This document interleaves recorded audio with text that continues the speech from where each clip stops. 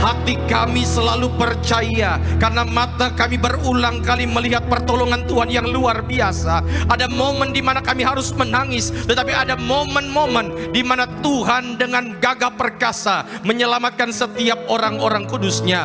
Itu sebabnya kalau kami masih boleh berdiri tegar pada siang hari ini, semua karena kasih-Mu berlimpah bagi setiap kami ya Tuhan. Itu sebabnya Tuhan Yesus, jamah setiap kami, berikan sukacita sempurna dalam kehidupan kami lewat pemberitaan firman-Mu. Bahkan nanti kami akan bersatu dengan tubuh darah-Mu. Biarlah setiap kami yang hari ini datang dengan sakit penyakit, pulang bawa kesembuhan. Kami yang datang dengan segala beban berat, Tuhan jumpai kami secara pribadi, karena kami tahu setiap perjumpaan dengan Yesus selalu menghasilkan berkat dan sukacita.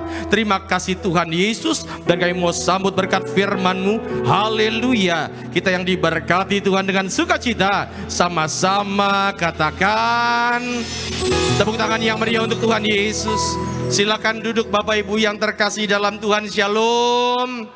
Sekali lagi shalom. Sebelumnya saya mengucapkan turut berempati kalau saudara ada yang minggu-minggu ini kena banjir. Dan saya benar-benar berempati karena saya ngelihat memang ada banyak sekali orang yang kena banjir. Tapi saya juga percaya bahwa Tuhan kita Tuhan yang setia. Dia sanggup ubahkan setiap kehilanganmu, duka citamu menjadi sukacita sempurna. Maka yang hari ini datang pulang bawa berkat sukacita dari sorga. Yang setuju berikan tepuk tangan dulu yang meriah untuk Tuhan Yesus. Coba lihat kiri kanan, bilang sama dia, kita disayang Tuhan. Bilang. Jangan lupa untuk terus mengingatkan bahwa kalau kita ini disayang Tuhan, maka tantangan masalah boleh ada, tetapi selama Tuhan yang pegang erat tangan kita, maka kita pasti ujung-ujungnya akan mengakhiri dengan kemenangan. Yang percaya katakan amin. Tapi Pak Pendeta, yang saya lihat ini masih tantangan terus, berarti belum ujungnya. Karena ujung-ujungnya engkau akan bertepuk tangan untuk merayakan kebaikan Tuhan dalam kehidupan kita. Tepuk tangan dulu yang meriah untuk Tuhan Yesus. Haleluya. Kita buka Alkitab kita, saudara yang terkasih, yang terambil dari Markus pasalnya yang kelima, ayatnya yang ke-25 nanti sampai 34. Markus 5 ayat 25 sampai 34. Seperti biasa sebelum kita baca, angkat dulu Alkitabnya tinggi-tinggi. Absen Alkitab buku, Alkitab handphone, angkat saja. Kalau nggak ada, angkat tangan juga boleh. Ikuti doa saya. Dalam nama Tuhan Yesus, kami percaya inilah firman Tuhan yang hidup. Di dalamnya terdapat berkat, pengajaran. Kami dimampukan untuk melakukan isi firman Tuhan. Berjumpa Yesus, hidupku tidak akan sama lagi. Dalam nama Tuhan Yesus. Yang percaya katakan amin. Saudara coba lihat ayat 21 situ. Saudara lihat perikopnya apa? Perikopnya Yesus membangkitkan apa? Anak Yairus dan menyembuhkan seorang perempuan yang sakit pendarahan. Jadi sebenarnya kisah ini adalah kisah ketika Yairus datang kepada Yesus. Dia minta tolong, anaknya sedang sakit mau mati. Tiba-tiba waktu Tuhan Yesus lagi pergi ke rumah Yairus, di tengah jalan ada seorang perempuan. Saya baca ayat 25, saudara baca 26, kita berganti-gantian. Adalah di situ seorang perempuan yang sudah 12 tahun lamanya menderita pendarahan. 26 saudara. Ya, iya.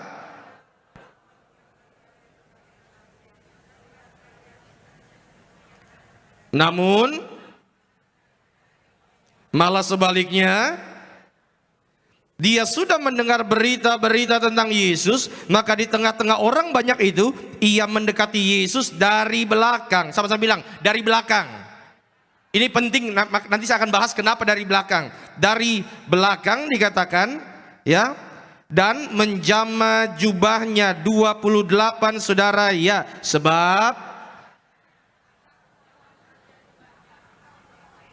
seketika itu juga berhentilah pendarahannya, dan ia merasa bahwa badannya sudah sembuh dari penyakitnya 30.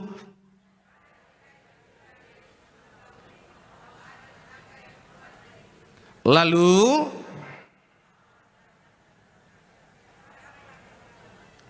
Murid-muridnya menjawab, engkau melihat bagaimana orang-orang ini berdesakan dekatmu, dan engkau bertanya, siapa yang menjamah aku? 32. Lalu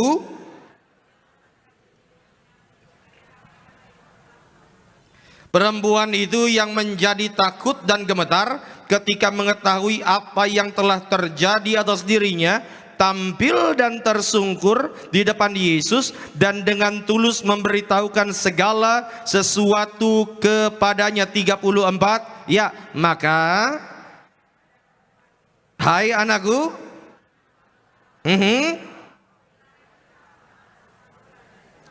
yang diberkati dengan pembacaan firman Tuhan, katakan amin. Saudara yang terkasih, tema khotbah saya siang hari ini adalah asal kujamah saja. Apa temanya? Saudara, kalau kita lihat prosesnya seakan-akan dijamah langsung sembuh, tetapi sebetulnya prosesnya tidak sesederhana itu. Makanya hari ini saya mau bicarakan tentang perempuan ini yang pendarahan berapa? 12 tahun. Saudara, hanya untuk info, dalam perjanjian lama hukum Taurat yang namanya wanita pendarahan itu dianggap najis, nggak boleh ikut ibadah. Bahkan orang yang nyentuh dia itu pun itu dianggap najis. Dan perempuan dalam kisah yang kita baca namanya adalah Veronika. Siapa namanya? Veronika. Pak Pendeta tahu dari mana? Kan Alkitab nggak mencatat. Bapak Ibu begini, memang kadang-kadang ada beberapa fakta sejarah yang tidak dicatat Alkitab, tetapi itu ada dalam dokumen-dokumen gereja. Contoh, saudara tahu? Waktu Pontius Pilatus dia mau siksa Yesus, ada malam istrinya itu bermimpi, masih ingat itu? Dan Alkitab tidak memberitahu siapa nama istri Pontius Pilatus, betul? Enggak ada. Tetapi sejarah mencatat istrinya Pontius Pilatus adalah Ibu Pilatus. Bukan, Claudia. Ya saudara. Nah ini juga ada, dan sebelum saya bahas sedikit, slide boleh? Kisah ini, saudara, terjadi di sebuah kota namanya Kapernaum. Ya, yang pernah ke Israel lambaikan tangannya. Ibu Agnes pernah itu ke Israel. Ya, coba lambaikan tangan. Oh iya, iya. Ibu juga pernah, Ibu Dora pernah. Pernah ya ke Israel. Yang berharap nanti sebelum kita meninggal kita bisa jalan-jalan ke Israel, lambaikan tangan. Pak Pendeta, uangnya nggak ada. Saudara, walaupun uang nggak ada, Alkitab mencatat ada namanya karunia menikmati. Ya, yang tepuk tangan saya doa, saudara nanti bisa jalan-jalan ke Israel. Amin. Tunggu, saya juga ikut tepuk tangan kalau begitu. Jadi saudara, itu Kapernaum, dan Kapernaum itu letaknya itu di sisi daripada Danau Tiberias. Dan ini kota yang sangat penting, saudara yang terkasih dalam Tuhan. Kenapa? Karena memang ini kota transit. Orang kalau dari Mesir mau menuju Asia pasti lewat Kapernaum. Ya, pasti. Dan saudara, di Kapernaum ini, kalau saudara lihat di situ, itu ada rumah mertua Petrus. Tuhan Yesus ketika dia memanggil muridnya yang pertama di Kapernaum. Ya, makanya Kapernaum disebut dengan the town of Jesus. Nah itu saudara, itu namanya rumah ibadat Yairus, yang sering disebut dengan sinagoga. Sinagoga itu bukan tempat ibadah yang ngomong-ngomong ya. Sinagoga itu apa? Tempat ngumpul. Termasuk kalau ngumpul untuk bahas Taurat di sinagoga. Termasuk kalau saudara lagi ada demo masak, sinagoga. Termasuk kalau misalnya lagi ada rapat RT, sinagoga. Itu tempat ngumpul. Dan ada satu orang tadi namanya Yairus, dia sedang panggil Tuhan Yesus untuk datang ke rumahnya menyembuhkan anaknya. Tiba-tiba di tengah jalan, saudara, ada perempuan pendarahan. Itu rumah ibarat Yairus. Nah itu rumah mertua Petrus. Nah yang saya mau sampaikan di sini, semua orang tahu bahwa perempuan yang pendarahan itu adalah perempuan yang sama dengan perempuan yang pernah melap wajah Yesus ketika Yesus jatuh pikul salib. Saudara pernah nonton film The Passion of the Christ? Waktu Tuhan Yesus jatuh itu kan ada wanita yang mengusap wajah Yesus dengan kain. Oke. Pelan-pelan. Karena saya suka kalau lagi khotbah itu ceritakan dulu sejarahnya. Oke. Saudara, Tempat jalan Tuhan Yesus sehabis dia dicambuk menuju Bukit Golgota namanya Via Dolorosa. Namanya. Nah, jadi nanti kalau saudara ke Israel nggak kaget-kaget banget. Ya. Dan di Via Dolorosa itu Tuhan Yesus 14 kali jatuh. Berapa kali? Nah, setiap tempat Tuhan Yesus jatuh itu dikasih tempat, dikasih tanda namanya stasi atau station. Ada 14 station. Coba lihat gambarnya, ini dia. Station 1, 2, 3, 4, 5, 6. Nah itu kan. Di station 5 Tuhan Yesus jatuh. Saking gak kuatnya, lalu ada satu orang namanya Simon orang Kirene, dia bantu pikul salibnya. Itu station nomor 6. Station nomor 5. Station nomor 6 Tuhan Yesus jatuh lagi. Begitu jatuh lagi, perempuan ini dia ambil kain, dia lap wajahnya Yesus. Slide berikutnya. Nah itu dia. Ini station nomor 6.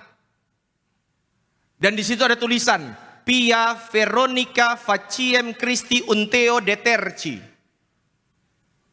Veronica, Faciem itu wajah, Christi itu Kristus, Unteo itu kain, Deterci itu deterjen. Ya, membersihkan. Tempat wanita yang bernama Veronica membersihkan wajah Yesus. Jadi wanita yang lap wajah Yesus adalah wanita yang sama dengan wanita pendarahan, namanya Veronica. Yang saya mau sampaikan adalah begini, orang kalau dia sudah pernah alami mujizat, dia sudah pernah alami kebaikan Tuhan, maka percayalah, mau sampai nafas terakhir pun dia tidak akan pernah tinggalkan Yesus. Kenapa? Karena dia tahu Tuhan sudah terlalu baik dalam kehidupan setiap kita. Tepuk tangan dulu yang meriah untuk Tuhan Yesus. Maka hari ini saudara, kita akan pelajari ya apa yang dilakukan oleh perempuan ini yang sejarah mencatat dengan nama Veronica ini, sehingga menjadi pelajaran bagi setiap kita. Yang siap belajar katakan amin. Langsung saja slide yang berikutnya. Lihat ayatnya yang ke-25 sampai ayatnya yang ke-26. Adalah di situ seorang perempuan yang sudah berapa? 12 tahun lamanya menderita pendarahan. Saudara, kalau wanita lagi dapat momen itu saudara, itu benar-benar momen mengubah mood, betul ya? Ya, pasti mengubah mood. Ini berapa lama? 12 tahun. Dan bukan hanya itu saudara, dia sudah berulang-ulang diobati oleh berbagai tabib sehingga telah dihabiskan semua ada padanya. Coba Bapak Ibu lihat dulu semua ke depan. Lihat. Berarti dia ini saudara yang terkasih, kesehatannya bermasalah enggak? Bermasalah. Secara sosial, kalau dia 12 tahun dianggap najis, secara sosial dia dijauhi nggak sama orang-orang sekitarnya? Dijauhi. Secara finansial 12 tahun dia sudah pergi ke berbagai tabib, kira-kira finansialnya bermasalah nggak? Lengkaplah semua. Tetapi kenapa dia bisa dapat mujizat dari Tuhan? Yang pertama, ini menjadi pelajaran buat setiap kita. Sadar diri. Dia sadar bahwa dia sudah berulang kali coba ke sana kemari, ternyata tidak ada obatnya. Bapak Ibu, kunci pertama kalau kita mau terima mujizat Tuhan adalah sadar bahwa kita ini lemah, sadar bahwa kita ini terbatas. Coba lihat kiri kanan, senggol dia, bilang sadar, bilang. Ya, bilang sama yang barusan ngomong, kamu juga, bilang. Saudara pernah minum obat dari dokter? Pernah? Kapan saudara minum obat dari dokter? Kalau sakit. Berarti kalau nggak sakit ngapain minum obat, kan begitu? Iya kan? Kapan engkau butuh mujizat? Kalau engkau sadar engkau bermasalah. Kalau engkau nggak sadar engkau punya masalah dalam hidupmu, engkau nggak sadar bahwa kita ini terbatas, engkau masih akan berusaha untuk melakukan semuanya sendirian. Makanya jangan kaget, kadang-kadang Tuhan sengaja izinkan supaya mentok dulu. Contoh, masih ingat kisah anak yang hilang? Bilang aja masih. Waktu anak yang hilang itu dia pergi tinggalkan rumah, dia kerja sama orang, ternyata dia saking kelaparannya mau makan makanan babi. Ya. Slide buka, Lukas 15 ini. Ini Lukas 15 ayat 17, dikatakan demikian. Tiba-tiba anak yang bungsu ini, lalu ia apa?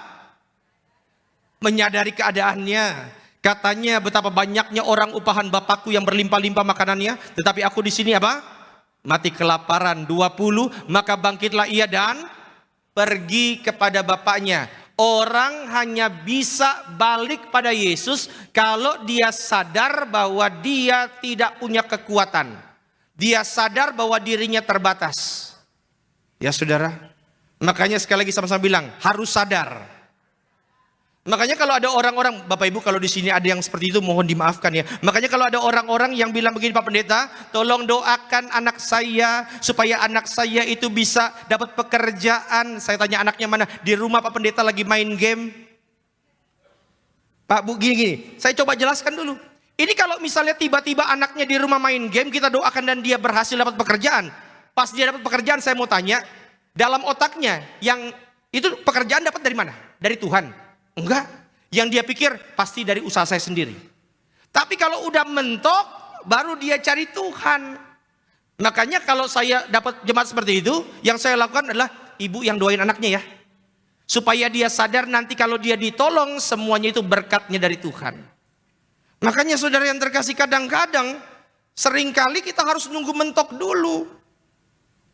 Coba sekali lagi lihat kiri kanan, bilang sama dia, jangan nunggu mentok, bilang. Iya saudara, kadang-kadang kalau udah mentok baru kita cari Tuhan, benar gak? Saya sering kasih contoh begini, saudara yang terkasih. Kalau ada orang-orang yang lagi sakit, yang pertama dicari itu siapa?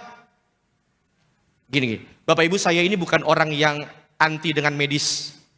Ya, saya percaya dengan medis, tetapi saya juga percaya bahwa Tuhan adalah sang penyembuh. Yang percaya katakan amin. Tapi kalau saudara lagi sakit gigi, yang pertama kali saudara cari siapa? Tuhan atau ponstan? Nanggep? Ya nggak apa-apa sebenarnya, tetapi kadang-kadang kita lebih mengandalkan ponstan daripada Tuhan. Kalau saudara lagi batuk pilek demam, yang saudara cari itu Tuhan atau dekolgen? Nggak apa-apa sebenarnya, asal begini, Tuhan saya percaya Tuhan bisa pakai obat ini untuk menyembuhkan sakit gigi saya. Nggak apa-apa, yang penting mengandalkan Tuhan. Cuma kadang-kadang kita makan dulu, nanti kalau sudah mentok nggak sembuh-sembuh, Tuhan tolong saya. Kalau sudah mentok, makanya sama-sama bilang, jangan nunggu mentok, 3-2 ya. Jangan tunggu mentok. Sekarang cari Tuhan. Dan saudara, orang kalau cari Tuhan, saya percaya kalau dia sadar kelemahannya dan dia dicari Tuhan, Tuhan sanggup mengubahkan kisah hidupmu. Contoh, slide. Saudara tahu, Musa itu sebelum dia dipakai Tuhan, dia sadar kelemahannya, dia ngomong sama Tuhan, Tuhan aku ini berat mulut dan berat lidah. Bahasa gampangnya, gagap. Musa itu gagap, makanya waktu ngomong sama Firaun, yang ngomong bukan Musa, yang ngomong Harun. Yesaya 6 ayat 5 nanti saudara baca, Nabi Yesaya bilang, aku ini adalah orang yang najis mulut. Petrus, nggak usah diomongin lah, yang pasti dia berhubungan dengan ayam. Dia sadar kelemahannya, tapi dia balik. Apalagi yang paling terakhir, Zakeus. Ya, saya sengaja saudara saya tulis di sini Zakeus, karena saya sering kebolak-balik mana Zakeus, mana Lazarus. Ya, saya dulu pernah khotbah di BCP itu. Saya lagi khotbah, Tuhan Yesus pergi ke sebuah pohon dan di situ ada satu orang dan Tuhan Yesus berkata, "Hai Lazarus, turunlah engkau." Anda tahu kan jemaat BCP gimana kritisnya kan? Jemaat langsung bilang, "Zakeus, Zakeus." Terus saya bilang, "Tunggu, belum selesai." Yesus berkata, "Lazarus, turunlah engkau." Itu tempatnya Zakeus. Zakeus punya kelemahan, saudara punya. Dia sadar, dia ngomong sama Tuhan.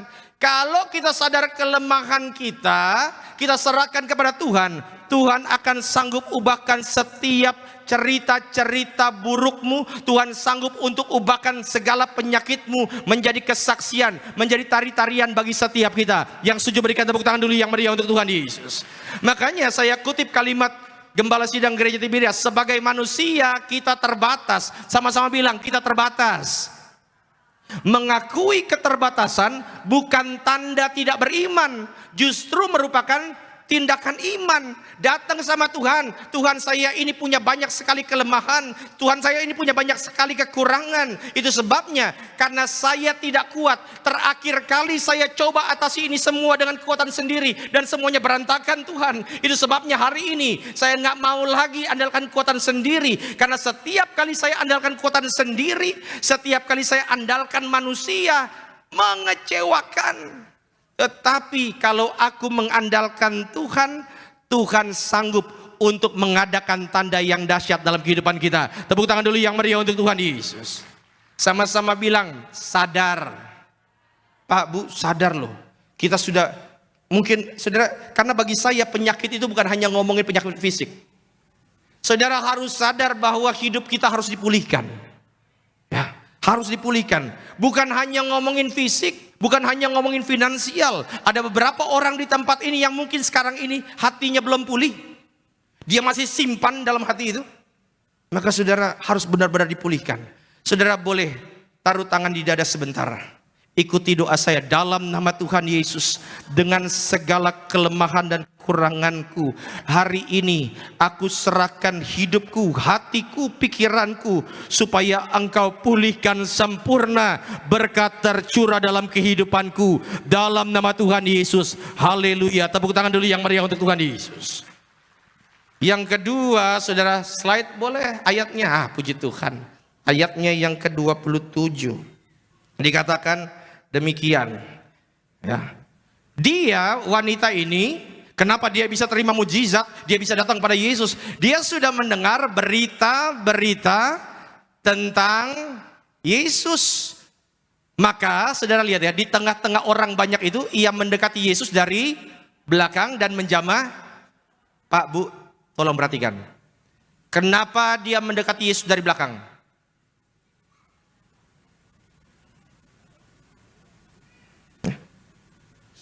Sadar, oke, good. Ya, silakan. Bapak Ibu, saya tahu memang anak-anak sekolah sekarang lagi pada ujian, tapi tolong jangan anggap pertanyaan saya sebagai ujian. Salah pun gak apa-apa. Kenapa? Tadi sadar, apalagi? Itu dia. Apa? Menghalangi. Siapa yang menghalangi? Orang banyak. Coba lihat dulu semua ke depan. Kita simulasikan ya.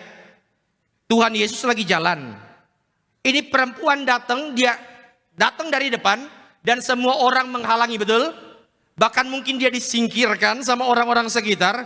Saya mau tanya, dengan kelemahan tubuhnya dia yang 12 tahun pendarahan, kalau orang lain mungkin sudah menyerah. Tetapi dia nggak menyerah. Dia datang tetap ikut terus. Dari belakang dia jamah jubahnya. Pertanyaannya, dari mana dia bisa dapat kekuatan itu? Ayat 27 tadi. Coba tampilkan ayat 27. Dan saudara silakan, karena saya kalau lagi khotbah saya sering bilang, saya nggak pernah mau mikir sendiri. Tolong saudara cari di sini, kenapa dia bisa dapat kekuatan tersebut sehingga dia tetap datengin Yesus. Kira-kira katanya di mana? Kalimatnya di mana? Puji Tuhan, mendengar berita tentang, kan gini enak. Berarti saudara yang terkasih, nanti kalau saya mau khotbah, saya akan ngobrol sama saudara semua. Amin. Karena poin yang kedua adalah slide berikutnya. Mendengar kabar tentang Yesus. Karena semakin sering engkau dengar kabar tentang Yesus, semakin sering engkau dekat dengan Yesus, dengar kabar yang baik tentang Yesus, semakin besar keinginanmu untuk berjuang. Amin. Iya saudara. Nah yang jadi masalah ini, kita ini seringkali mendengar hal-hal yang gak enak. Dan saudara yang terkasih dalam Tuhan, tahukah bahwa telinga kita ini adalah tempat masuknya hal-hal yang bisa mempengaruhi otak kita? Contoh, saudara masih ingat gak waktu zaman SD, saudara pasti punya dong di sekitar rumah Anda yang tempat paling angker. Nah, masih ingat ya? Ya. Kalau saya itu saudara kan besarnya di daerah Hajiten. Nah itu ada banyak tempat angker katanya. Tapi saya mau tanya, Anda bilang tempat itu angker kenapa?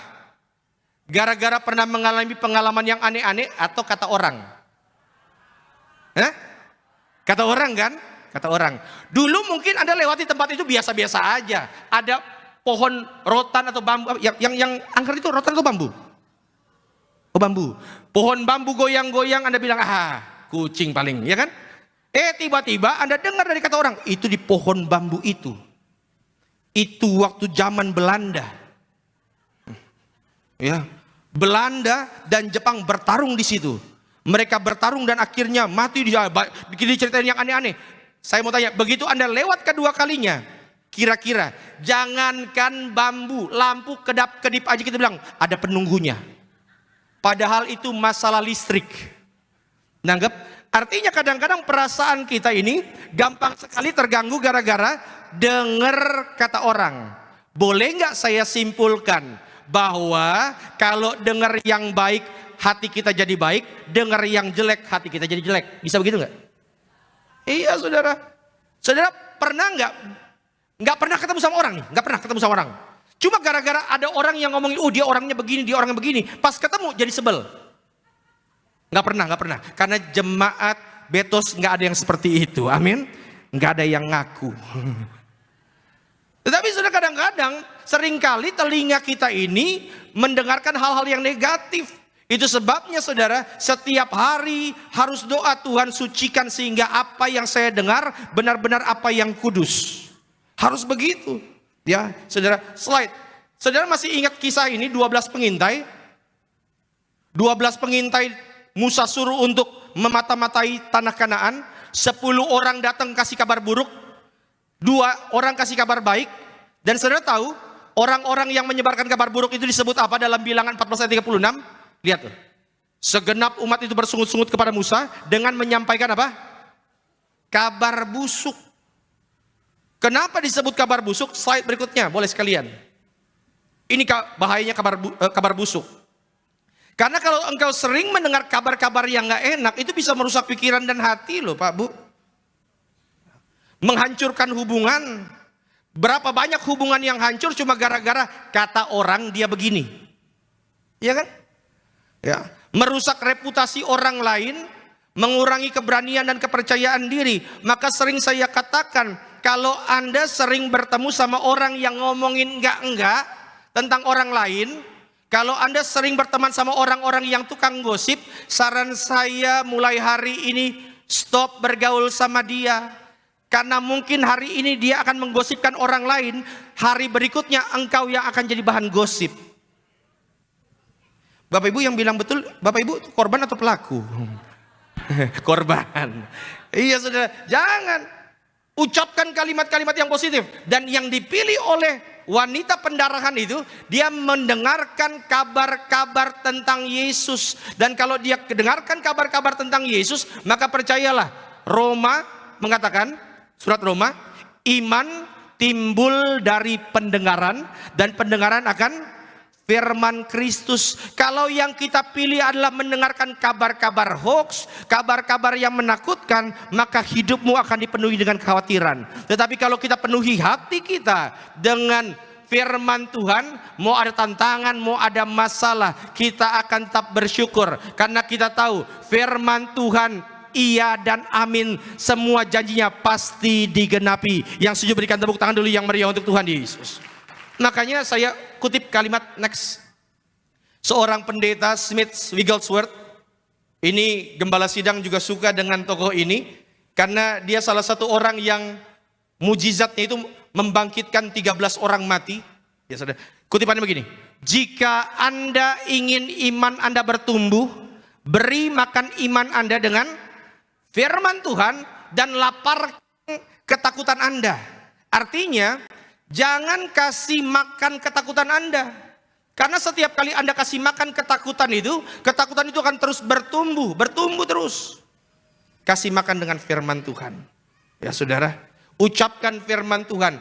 Dan sering saya katakan, orang yang mulutnya penuh dengan firman Tuhan, hidupnya pasti jadi lebih berani. Makanya jangan kaget kalau Anda pergi ke tempat angker, yang Anda lakukan apa?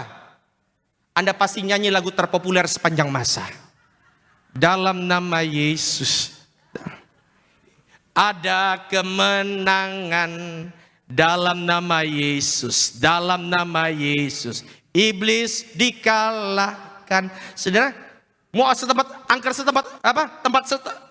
Bentar. Tempat seangker apapun, kalau engkau ucapkan firman, pasti ada keberanian yang muncul dalam hati kita. Kenapa? Karena kita tahu kita nggak berjalan sendirian. Ada malaikat sorga yang berkemah sekeliling orang percaya. Yang setuju berikan tepuk tangan dulu yang meriah untuk Tuhan Yesus. Maka yang kedua, saudara tadi apa? Selain sadar diri apa? Dengar-dengar kabar tentang Tuhan, pemberitaan firman Tuhan. Saudara yang terkasih, saya itu kalau pagi-pagi, ya daripada saya dengar yang aneh-aneh, saya coba pagi-pagi, biasanya hari Selasa itu. Hari Selasa kan YouTube Gereja Tiberias, khotbah-khotbah hari Minggu sudah ada lagi kan. Saya dengerin lagi satu persatu, khotbah pendeta dengerin aja terus. Ya, kenapa? Firman yang ditabur tidak pernah akan sia-sia. Ya, jadi yang kedua saudara, ingat selalu dengar kabar baik tentang Tuhan. Slide berikutnya, yang ketiga, yang terakhir, coba lihat ayat 33. Perempuan itu yang menjadi takut dan gemetar ketika dia mengetahui apa yang terjadi atas dirinya, tampil dan tersungkur di depan Yesus. Kalau dalam bahasa aslinya saudara, tersungkur itu benar-benar tergeletak menyembah Tuhan. Dan dengan tulus memberitahukan segala sesuatu kepadanya. Yang ketiga, kita bisa pelajari kenapa wanita yang sudah putus asa ini sebenarnya di hadapan dunia disingkirkan ini, pada akhirnya dia bisa terima mujizat. Karena yang terakhir pelajarannya slide, dia berserah pada Yesus. Bapak Ibu, serahkan segala kekhawatiran kepada Tuhan karena dia punya jalan keluar. Makanya saya suka lagu berserah kepada Yesus, tubuh, roh dan jiwaku, ku kasihi, ku percaya, ku ikuti dia. Terus, saudara lihat ya, berserah itu artinya terserah Tuhan. Walaupun kadang-kadang jalan Tuhan itu kita nggak ngerti, walaupun kadang-kadang saudara apa yang terjadi dalam kehidupan ini sulit untuk kita pahami, tetapi kalau kita berserah sama Tuhan, kita tahu bahwa tangannya yang kuat tidak pernah meninggalkan setiap kita. Makanya berserah. Dan kadang-kadang saudara, Tuhan itu tidak mengulurkan tangannya. Kenapa? Karena banyak sekali dari kita yang masih coba mengandalkan kekuatan sendiri. Ya, saudara, coba pikirkan jawaban dari pertanyaan saya. Gimana cara paling gampang nolong orang yang lagi mau tenggelam? Pak Pangemanan pasti tahu. Kapten kapal soalnya. Ya, gimana caranya orang kalau lagi mau tenggelam, gimana cara paling gampang untuk tolong dia? Tadi pas lagi khotbah pagi-pagi di Karawaci, ada jawaban yang rohani luar biasa. Gimana caranya? Berdoa, Pak. Iya benar, berdoa. Gimana coba? Gimana caranya kalau ada orang yang sudah hampir tenggelam? Gimana cara paling gampang supaya nolong dia? Kasih pelampung, oke. Ya kasih pelampung. Tapi kalau pelampungnya nggak ada, gimana caranya? Anda berenang? Ya berenang. Dan saudara gini, kapan momen dimana dia paling mudah ditolong? Adalah ketika dia sudah mulai setengah pingsan. Kenapa? Karena kalau dia belum setengah pingsan, Anda tarik, dia masih berontak. Nangkep? Tapi kalau dia sudah mulai setengah-setengah pingsan, setengah-setengah sadar, Anda tarik lebih gampang. Kadang-kadang saudara yang terkasih dalam Tuhan, ketika engkau masih berusaha dengan kekuatanmu sendiri, engkau masih coba berontak dengan pertolongan Tuhan. Itu sebabnya kadang-kadang Tuhan izinkan, ya sudahlah, lakukan saja. Sehingga ketika engkau sudah benar-benar Tuhan, kayaknya saya udah mentok, datang sama Tuhan. Kenapa? Karena saudara ketika engkau datang sama Tuhan, ingat ya, ketika engkau datang sama manusia, percayalah, ada banyak orang yang justru akan lebih membuat air matamu mengalir deras. Tetapi ketika engkau datang sama Tuhan, Tuhan ngerti, Tuhan paham, Tuhan tahu apa yang engkau hadapi. Tuhan tahu bahwa wanita ini 12 tahun pendarahan, sakitnya minta ampun. Tuhan tahu bahwa wanita ini disingkirkan oleh orang-orang sekitarnya dan dicap sebagai orang najis, orang najis, orang najis. Tuhan tahu ada banyak malam-malam yang dilewati oleh wanita ini sendirian. Saudara, mungkin apa yang terjadi dalam kehidupanmu tidak sama persis dengan apa yang dialami oleh wanita ini. Tetapi mirip-mirip bahwa engkau sudah menyimpan belasan tahun sakit hati itu. Engkau sudah menyimpan belasan tahun luka yang karena engkau disingkirkan oleh keluargamu sendiri. Engkau mungkin sudah belasan tahun seakan-akan gak dianggap sama orang.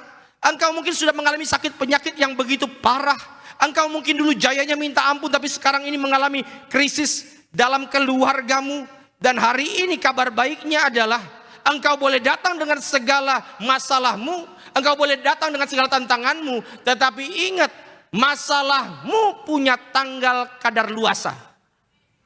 Tetapi kasih Tuhan sepanjang masa.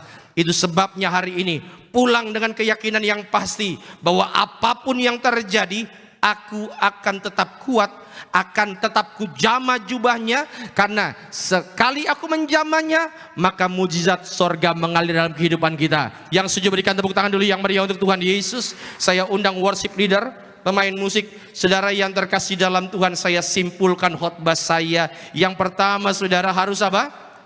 Sadar diri. Sama-sama bilang, saya terbatas. Yang kedua, saudara, harus biasakan diri untuk terima kabar-kabar tentang Tuhan. Bukan kabar-kabar yang menakutkan. Karena kalau saudara dengar kabar menakutkan, sakit ya, batuk-batuk ya. Tetangga saya batuk-batuk begitu.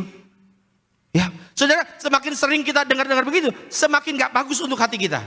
Maka lebih baik dengar kabar tentang Tuhan. Perusahaan kamu yang ini ya, dengar-dengar kabarnya perusahaan itu lagi banyak PHK ya. Saudara, semakin engkau perhatikan kali kabar-kabar buruk itu, semakin hatimu hancur. Tapi lebih baik kita dengarkan kabar-kabar tentang Tuhan. Dan yang ketiga, saudara, berserah aja sama Tuhan. Berserah bukan menyerah. Berserah itu justru tanda iman kita bahwa Dia sanggup mengubah keadaan. Dan saya doa setiap saudara, maka hari ini pulang bawa senyuman sukacita, supaya engkau sadar engkau dicintai Tuhan dengan sempurna. Tepuk tangan dulu yang meriah untuk Tuhan Yesus. Mari saudara, kita mau angkat pujian ini. Banyak perkara yang tak dapat ku mengerti. Saudara boleh angkat tangan di hadapan Tuhan. Ikuti doa saya dalam nama Tuhan Yesus. Siang hari ini di rumah-Mu yang kudus, kami datang Tuhan, karena kami sadar kami terbatas. Kami punya banyak sekali tantangan, kami punya banyak sekali masalah. Itu sebabnya Tuhan, kami datang ke rumah-Mu untuk menjamah-Mu ya Tuhan, menjamah jubah-Mu. Karena kami tahu pertemuan dengan Engkau pasti akan menghasilkan berkat dan mujizat.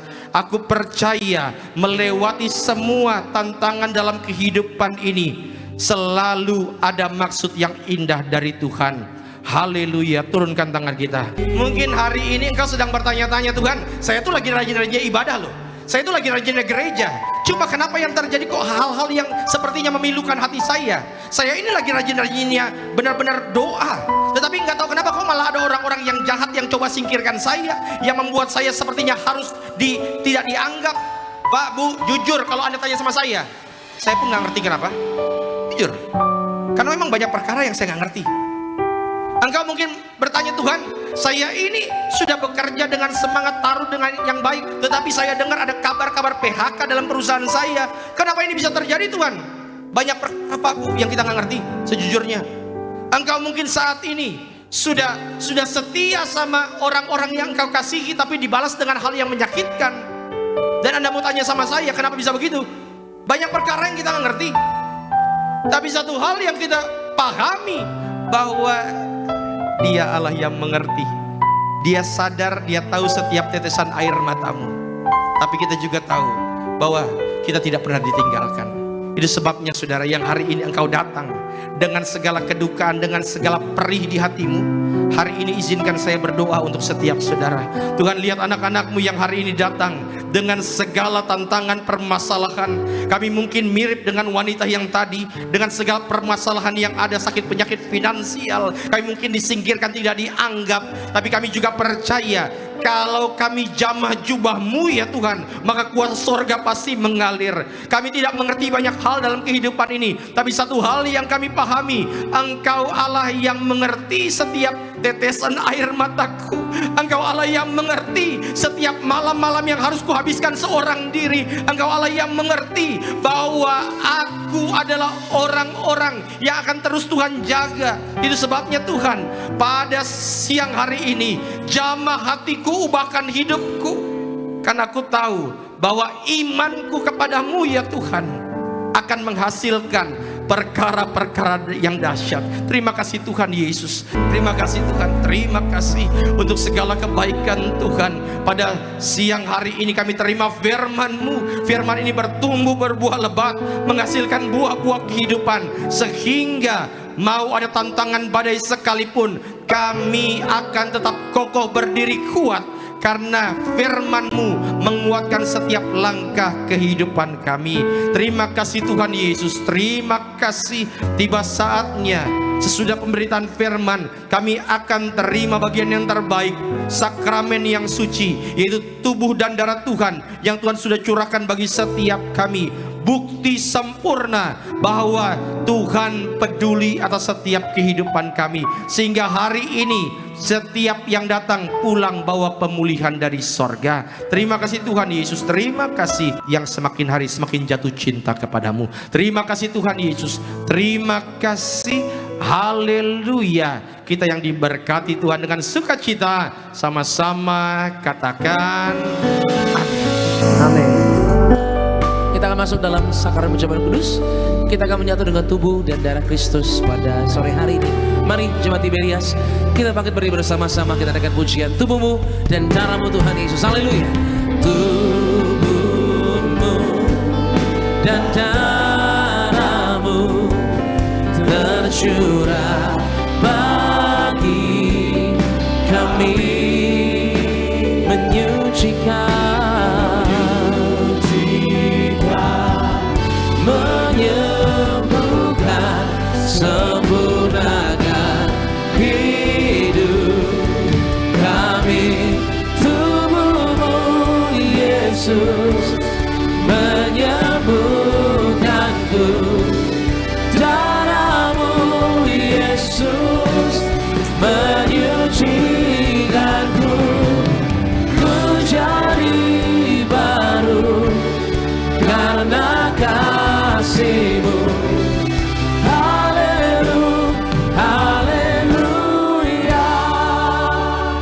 Saudara, mari kita tundukkan kepala. Kita berdoa.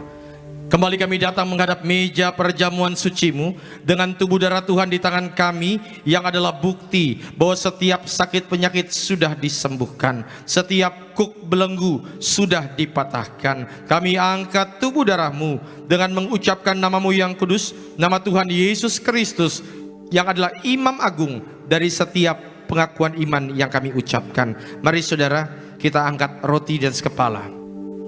Sama-sama kita katakan, dalam nama Tuhan Yesus, dengan ucapan syukur kami terima, inilah roti yang turun dari sorga, ini tubuh Kristus yang tertikam, tertombak di atas kayu salib. Pertama, yang beri kami keselamatan dan hidup kekal dalam kerajaan sorga. Yang kedua, untuk menyempurnakan agar tubuhku sehat sempurna, jiwa dan rohku dibangkitkan pada akhir zaman. Tubuh Kristus yang tertikam, tertombak, terkapar di atas kayu salib menggantikan kami, agar kami bersama keluarga tidak terkapar di meja operasi, di ruang ICU, tidak lumpuh, tidak pikun, tidak koma, tidak terkapar karena sakit penyakit. Bersama keluarga kami tolak sakit kanker, tumor, stroke, leukemia, Alzheimer, Parkinson, cuci darah. Kami tolak dalam nama Tuhan Yesus. Dengan ucapan syukur kami terima, inilah tubuh Tuhan Yesus Kristus.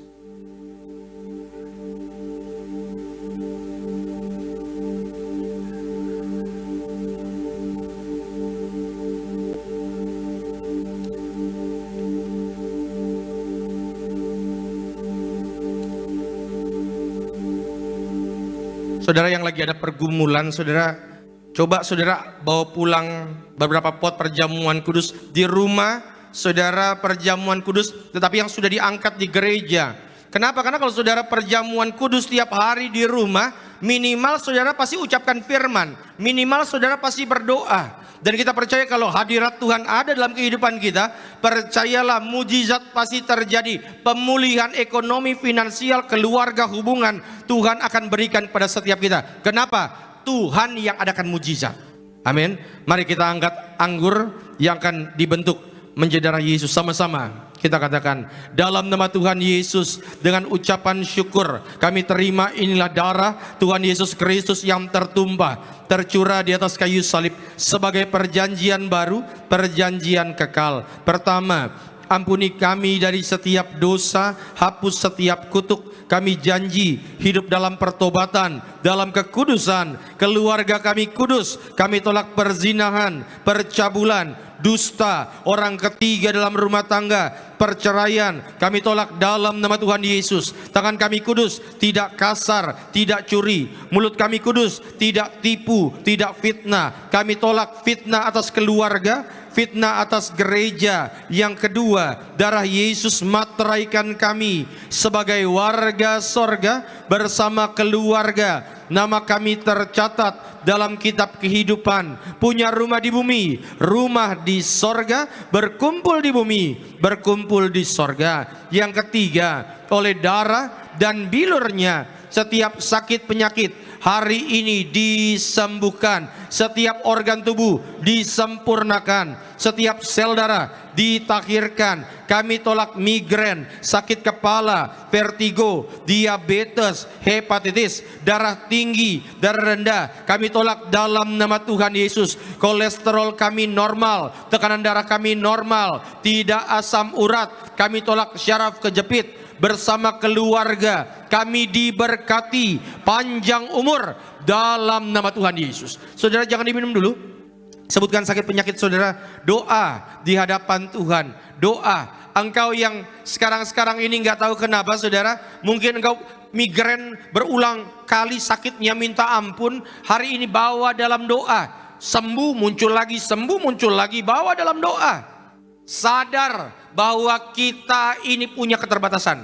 Datang sama Tuhan, Dia akan nyatakan mujizatnya untukmu dan keluargamu.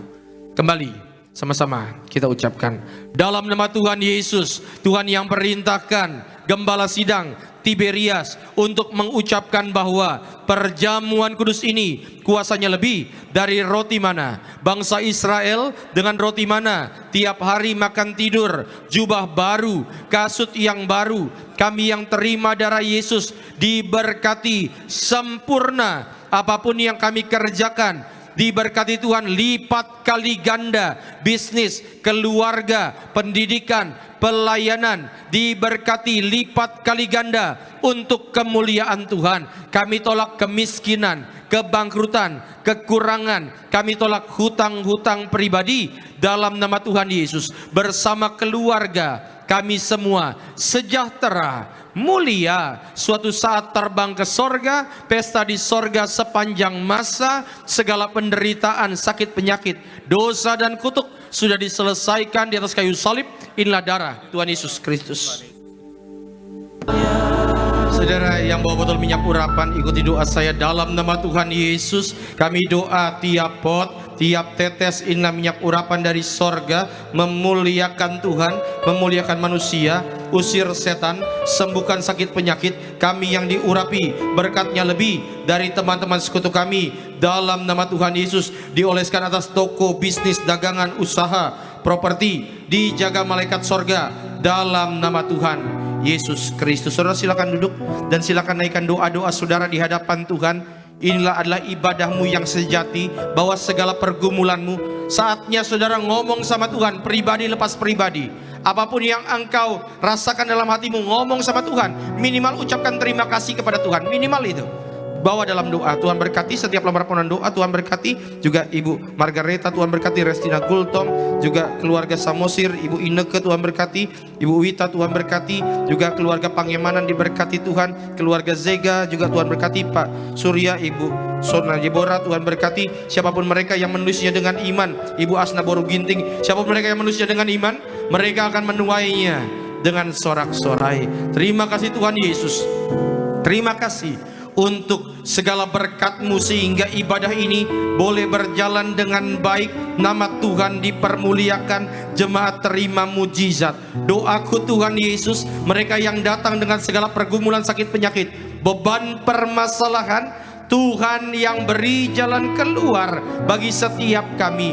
Mereka yang baru saja mengalami kehilangan, mengalami kedukaan, masalah, Tuhan yang sanggup memulihkan. Kami berdoa bahwa setiap kami yang mengalami kehilangan, biar Tuhan yang ganti dengan sorak-sorai sukacita. Terima kasih Tuhan Yesus, terima kasih. Dan kami berdoa, mereka yang datang ke tempat ini yang cari Tuhan, kami percaya bahwa mereka yang cari Tuhan diberkati sempurna. Alkitab berkata, diberkatilah mereka, roti makanan diberkati, air minumannya diberkati, bahkan Tuhan jauhkan sakit penyakit dari tengah-tengah keluarganya. Terima kasih Tuhan Yesus. Saudara boleh angkat tangan sejenak, ikuti doa saya. Dalam nama Tuhan Yesus, sesuai Mazmur 23, Engkau mengurapi kepalaku dengan minyak, pialaku penuh melimpah, kebajikan dan kemurahan belaka mengikuti aku seumur hidupku, dan aku akan diam dalam rumah Tuhan sepanjang masa. Turunkan tangan kita. Terima kasih Tuhan Yesus. Kami naikkan doa kami untuk Gembala Sidang Gereja Tiberias, Ibu Pendeta Darniati Pariaji. Berkati beliau selalu dengan kesehatan, hikmat, marifat dari sorga, sehingga melalui pelayanan beliau jutaan jiwa boleh dengar kabar Injil Kristus, kabar baik. Nyatakan mujizat-Mu melalui pelayanannya. Kami percaya banyak jiwa dimenangkan untuk kemuliaan Tuhan. Para pemimpin gereja kami Tuhan berkati, Bapak Dr. Aristo, Tuhan berkati Bapak Pendeta Argo Pariaji, diberkati Tuhan dengan segala program-programnya. Tuhan berkati, berkati juga bahkan retret Pasutri yang akan berjalan 13 sampai 15 bulan ini. Tuhan sayangi setiap yang hadir, diberkati bahkan setiap program-program yang akan dijalankan oleh Gereja Tiberias untuk menjangkau lebih banyak jiwa lagi. Berkati juga para setiap hamba Tuhan yang mengambil bagian pelayanan pada sesi siang hari ini. Koordinator pada Fitra Harja bersama keluarga, diberkati Tuhan. Hamba bersama istri, anak-anak selalu dalam perlindungan-Mu ya Tuhan. Rekan-rekan worship leader Tuhan berkati, Bung Vander Tuhan berkati, Bung Sony, rekan-rekan singer, pemain musik Tuhan berkati, Tuhan sayangi juga Bung Daniel, Tuhan berkati, rekan-rekan choir, tim asyar, kolektan, guru sekolah minggu, pendoa syafaat. Biarlah mereka yang melayani Tuhan selalu antusias, tulus melayani Tuhan. Berkat Tuhan dicurahkan bagi yang melayani. Ketika kami nanti pulang, dijauhkanlah kami dari segala hal yang buruk. Kami pulang ke rumah kami rasakan sukacita yang terus mengalir. Kami bertumbuh terus dalam iman kepada Kristus. Terima kasih Tuhan Yesus. Terima kasih, dan segala doa yang kami naikkan ini kami tutup dengan doa yang Tuhan ajarkan kepada kami. Bapa kami yang di sorga, dikuduskanlah namamu, datanglah kerajaan-Mu, jadilah kehendak-Mu di bumi seperti di sorga. Berikanlah kami pada hari ini makanan kami yang secukupnya, dan ampunilah kami akan kesalahan kami, seperti kami juga mengampuni orang yang bersalah pada kami.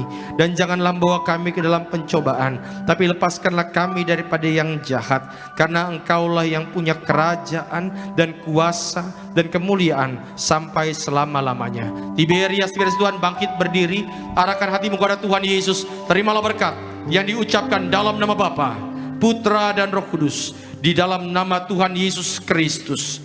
Tuhan memberkati engkau dan melindungi engkau. Tuhan menyinari engkau dengan wajahnya dan memberi engkau kasih karunia. Tuhan menghadapkan wajahnya ke hadapanmu dan memberi engkau shalom, damai sejahtera untukmu, untukku, untuk keluargamu, untuk keluargaku mulai saat ini sampai selama-lamanya. Kita yang diberkati Tuhan dengan sukacita, sama-sama katakan selamat hari Minggu Tuhan Yesus.